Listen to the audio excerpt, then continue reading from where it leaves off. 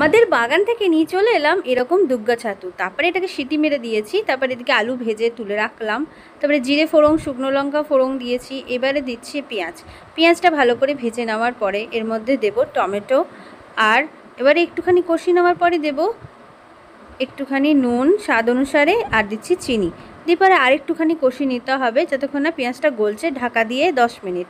তারপরে উপর থেকে দিচ্ছি রসুন আদা বাটা।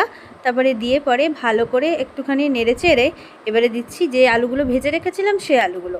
দিয়ে পরে ভাজা হয়ে যাওয়ার পরে এবারে মশলা দিচ্ছি, যেরকম হলুদ গুঁড়ো, লঙ্কার গুঁড়ো, জিরে গুঁড়ো, ধনে গুঁড়ো, কাশ্মীরি লঙ্কার গুঁড়ো, একটু গোলমরিচের গুঁড়ো দিয়ে আবার কিছুক্ষণ নেড়ে চেড়ে এবারে দিচ্ছি যে মাশরুমটাকে ভালো করে সেদ্ধ করেছিলাম সেটা। তারপরে একটু মিট মশলা ওপর থেকে দিয়ে দিলাম। দিয়ে আমাদের এরকম ভালো করে আবার ঢাকা বন্ধ করে রেডি হয়ে গেল আমাদের মাশরুমের তরকারি। ভালো লাগলে একটা লাইক করো। সবাই ভালো থেকো, সুস্থ থাকো, পুজোতে আনন্দ করো। ধন্যবাদ।